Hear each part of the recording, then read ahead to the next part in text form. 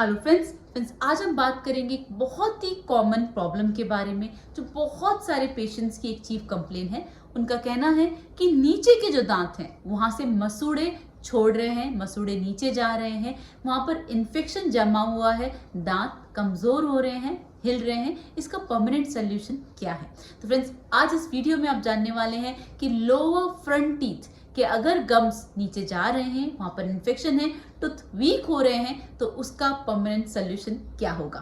तो friends video बहुत important होने वाला है, लास्ट तक बने रहिएगा। चैनल को सब्सक्राइब नहीं किया तो प्लीज कर लीजिए। Here we go.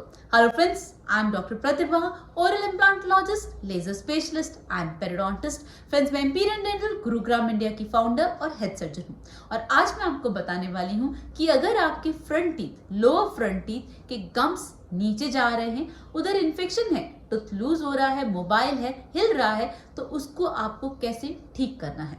तो फ्रेंड्स सबसे पहले आप समझिए कि ये जो प्रॉब्लम है ना, ये कभी भी एक वजह से नहीं होती, इसके मल्टीपल फैक्टर्स होते हैं। That's why it's called as multi factorial.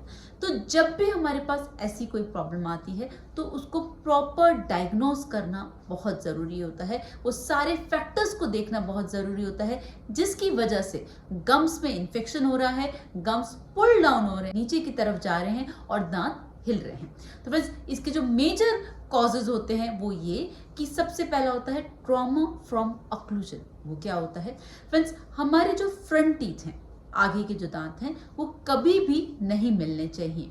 आगे के दांत में हमेशा 2 mm का स्पेस होगा और 2 mm ही वो कवर करेंगे।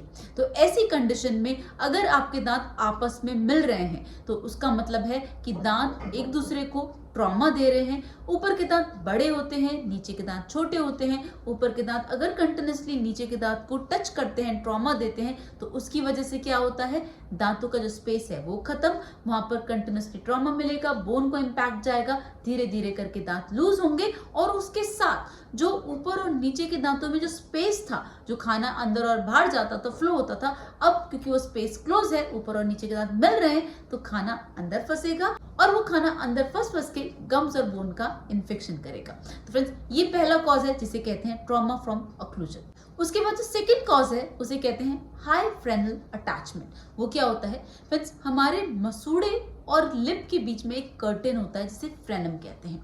अगर वो फ्रेनम बहुत ज्यादा ऊपर है तो वो गम्स को पुल करता है। जब वो पुल करेगा तो गम्स नीचे जाएंगे और अगर गम्स के अंदर इन्फेक्शन है तो गम्स ऑलरेडी लूज हैं तो वो पुल करेगा तो और जल्दी नीचे जाएंगे। तो इसे बोलते हैं हाई फ्रेनल अटैचमेंट और इसके ट्रीटमेंट के बारे में मैं जल्दी बात करूंगी। ऑलराइट, अब बात करते हैं इसके थर्ड मेजर कॉज के बारे में।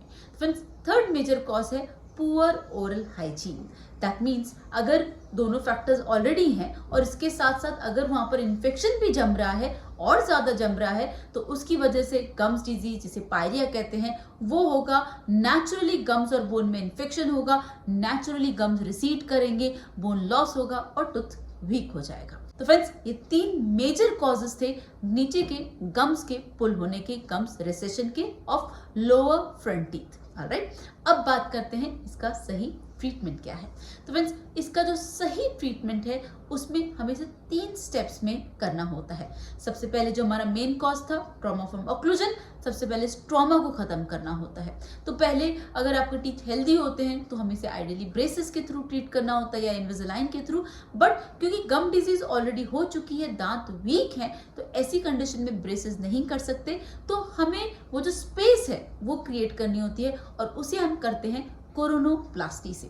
कोरोनोप्लास्टी क्या होता है फ्रेंड्स? कोरोनोप्लास्टी मतलब ऊपर और नीचे के दांत जो टकरा रहे हैं आपस में, उसको थोड़ा सा राउंड ऑफ कर दो, थोड़ा सा शेपिंग कर दो। वो जो टचिंग पॉइंट्स है, जो कॉन्टैक्ट पॉइंट्स है, उनको आप रिमूव कर दीजिए। दांत आपस में कॉन्टैक्ट में नहीं आएंगे, एक दूसरे को ट्रॉमा नहीं देंगे, तो फ्रेंड्स ट्रॉमा फ्रॉम ऑक्लूजन नहीं होगा। ऑलराइट, अब बात करते हैं सेकंड कॉज की, जो मैंने बोला था हाई फ्रेनल अटैचमेंट। तो फ्रेंड्स उसके ट्रीटमेंट को कहा जाता है फ्रेनेक्टोमी। फ्रेनेक्टोमी मतलब जो फ्रेनम है उसको आप कट कर दीजिए, अब वो दोनों अटैचमेंट ब्रेक हो जाएगा, अब गम्स पुल नहीं होंगे और वहां पर दोबारा इन्फेक्शन नहीं होगा। तो फ्रेंड फ्रेनेक्टोमी करना बहुत ज्यादा जरूरी होता है जिससे कि वो जो कॉज है, वो जो अटैचमेंट है वो ब्रेक हो जाए और गम्स अपनी जगह पे हमेशा के लिए मेंटेन रहे। ऑलराइट। अब इसके बाद जो थर्ड मेजर कॉज था जिसे कहा था पुअर ओरल हाइजीन, उसके ट्रीटमेंट को कहा जाता है फ्लैप सर्जरी, जिसमें गम्स और बोन से और टूथ सरफेस से कंप्लीटली इन्फेक्शन रिमूव किया जाता है और उसे रिमूव करने के बाद गम्स को